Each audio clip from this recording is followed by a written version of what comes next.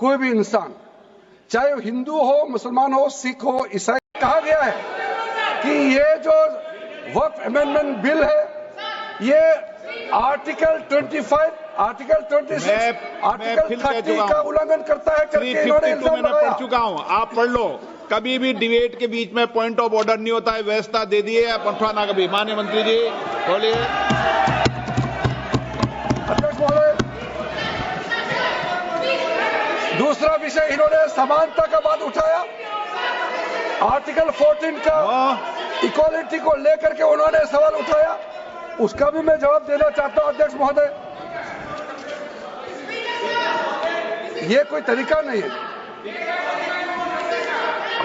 माननीय अध्यक्ष की व्यवस्था अंतिम व्यवस्था होती है। बोलिए मंत्री जी, आप बोलते जाओ।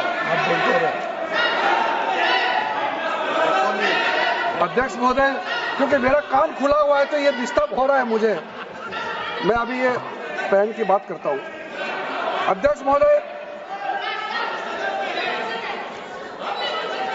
महोदय, ये वक्फ बोर्ड का जो काम है ये बेसिकली वक्फ प्रॉपर्टी को जो संभालने वाले मुतावली और जो वक्फ प्रॉपर्टी को व्यवस्था करते हैं उसको संचालित करने के लिए ये गवर्नेंस का, सुपरविजन का एक प्रावधान है।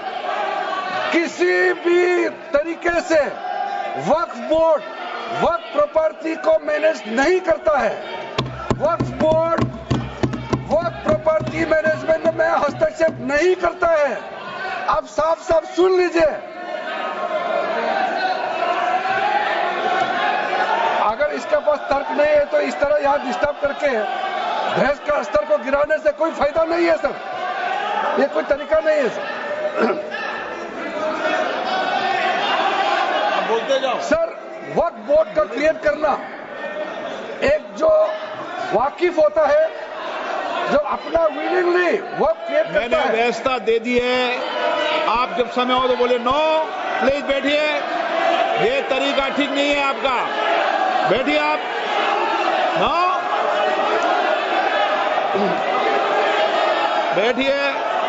माननीय मंत्री जी, सूची है 2013 की प्रॉपर्टी निकाल बताना सूची मंगा के देते कहते भी है।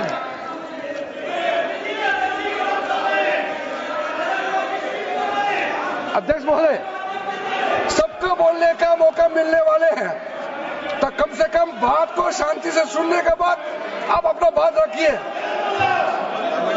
ये कोई तरीका नहीं होता है सर।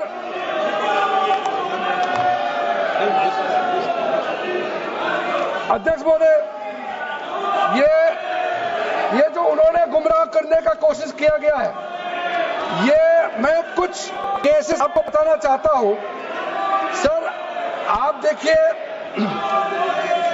आर्टिकल 25(1) क्या कहता है, संविधान का अनुच्छेद आर्टिकल 25(1) कहता है, subject to public order, morality and health, and to the other provisions of this part, all the persons are equally entitled to freedom of conscience and the right freely to profess, practice and propagate religion.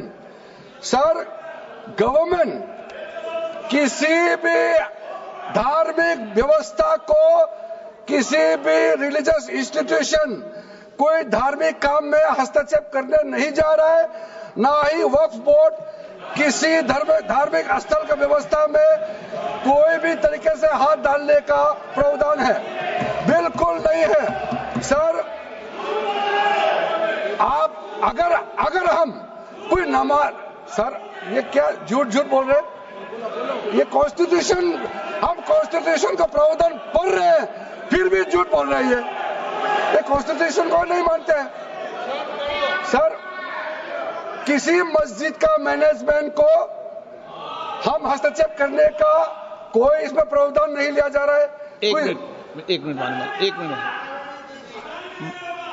माननीय सदस्य, आप भारत की संसद में बैठे हो, गरिमा मर्यादा बनाए रखो, बैठे बैठे टिप्पणी मत करो। हाँ, आपको जब मौका मिलेगा आप अपनी बात कहना, बैठे बैठे टिप्पणी नहीं कर सकते। ये संसद की मर्यादा नहीं है, ऐसे नहीं चलेगा सदन। सदन व्यवस्था नियम से चलेगा।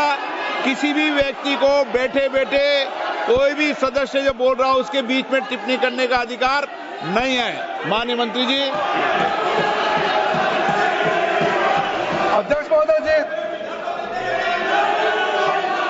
ये वक्फ बोर्ड का जो प्रावधान किसी मस्जिद, किसी मंदिर, किसी धार्मिक स्थल का व्यवस्था का कोई लेना देना नहीं है। ये सिंपली एक प्रॉपर्टी का मैनेजमेंट का विषय है। ये कोई मुसलमान अपना ज़कात देता है, फितरा देता है, उसको हम पूछने वाला कौन होते हैं? ये आपका धार्मिक भावना से जुड़े हुए चीज है, उसमें सरकार का कोई लेना देना नहीं है। लेकिन ये वक्फ प्रॉपर्टी का मामला है।